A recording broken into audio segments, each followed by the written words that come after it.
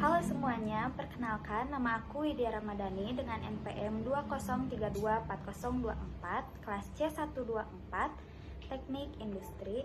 Nah, pada kesempatan ini, aku akan mempresentasikan hasil tugas aku yang berjudul Analisis Penilaian Investasi dan Studi Kelayakan Usaha Gelang Manik-Manik Kreatif Handmade.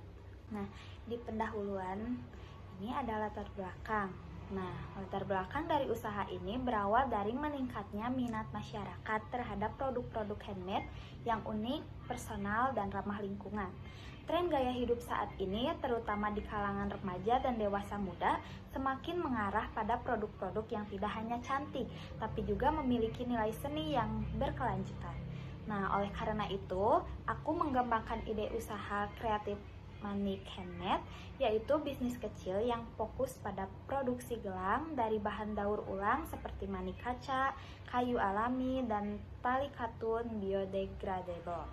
Nah, di sini ada rumusan masalahnya. Nah, rumusan masalah yang saya angkat mencakup 4 hal utama. Yang pertama, berapa besar investasi awal yang dibutuhkan? Yang kedua, bagaimana proyeksi arus kas selama 3 tahun? Yang ketiga, apakah usaha ini layak dijalankan berdasarkan perhitungan NPV, IRR, dan payback period? Serta yang keempat, ada apa saja sih resiko dan strategi mitigasinya? Nah, usaha ini berbentuk UMKM rumahan yang berlokasi di rumah saya sendiri. Nah, kelebihannya membuka usaha di rumah sendiri itu biaya sewanya bisa ditekan menjadi Rp0 dan bahan baku mudah didapat, bisa dibeli secara online.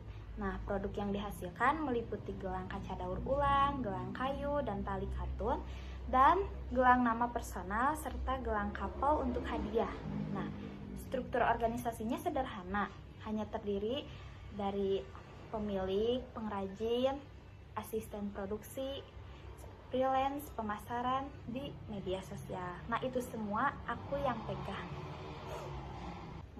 Target pasar dari produk ini adalah remaja dan dewasa muda mulai dari 15 tahun sampai 25 tahun, terutama untuk kalangan remaja perempuan yang aktif di media sosial. Nah, pemasaran dilakukan sepenuhnya secara online melalui platform seperti Instagram, TikTok, dan marketplace seperti Shopee dan Tokopedia. Nah, strategi harga yang digunakan adalah penetration pricing dengan harga awal antara 15.000 sampai 25.000 per gelang untuk menarik pelanggan baru. Nah, selain itu digunakan juga promosi berupa giveaway, diskon pelanggan baru, dan kolaborasi dengan influencer lokal. Nah, di sini ada aspek operasionalnya. Proses produksi dilakukan secara manual dengan 6 tahapan, mulai dari desain, pemilihan bahan, perakitan, pengecekan kualitas, pengemasan ramah lingkungan, hingga pengiriman ke pelanggan. Nah, investasi awal yang dibutuhkan sebesar Rp300.000 yang mencakup pembelian alat sederhana, bahan baku, kemasan, dan modal kerja awal. Nah, selanjutnya ada aspek keuangan dan investasi.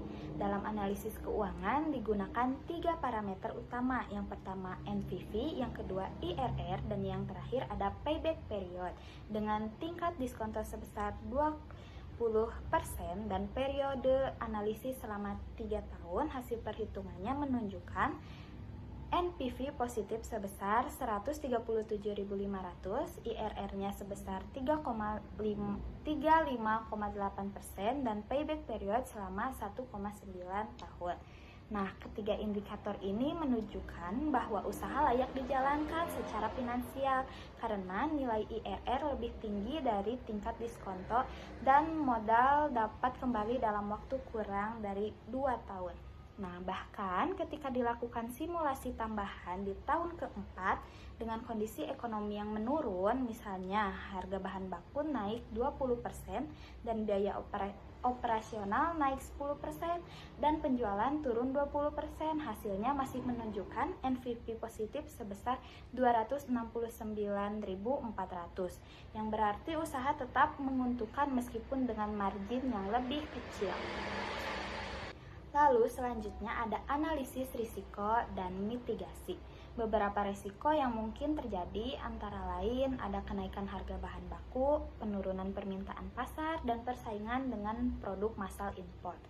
Strategi mitigasi meliputi pembelian bahan baku secara grosir, menjaga hubungan dengan pemasok tetap, melakukan diversifikasi produk, dan memperkuat promosi digital agar pelanggan tetap loyal.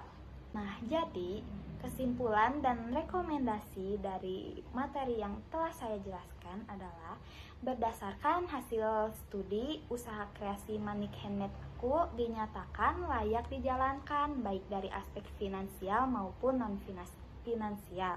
Usaha ini punya prospek yang bagus karena modalnya kecil, proses produksinya sederhana, dan pasarnya luas terutama di kalangan anak muda. Nah, ada beberapa rekomendasi pengembangan usaha yang aku sarankan adalah yang pertama, menambah variasi produk seperti kalung, gantungan kunci handmade. Lalu yang kedua, aktif dalam pemasaran digital dan kolaborasi influencer. Yang ketiga, memperkuat identitas brand sebagai produk eco-friendly handmade. Yang keempat, meningkatkan efisiensi produk. Dan yang terakhir, memperluas pasar melalui toko online resmi dan bazar UMKM lokal. Nah, dengan langkah-langkah ini, aku yakin kreasi manik seni handmade bisa berkembang menjadi UMKM kreatif yang berdaya saing berkelanjutan dan memberikan nilai tambah bagi masyarakat. Demikian presentasi saya mengenai hasil analisis penilaian investasi dan studi kelayakan usaha gelang manik-manik kreatif handmade. Terima kasih atas perhatian Bapak dan teman-teman semua. Semoga usaha ini bisa menjadi inspirasi bagi pengembangan bisnis kreatif di masa depan. Wassalamualaikum warahmatullahi wabarakatuh.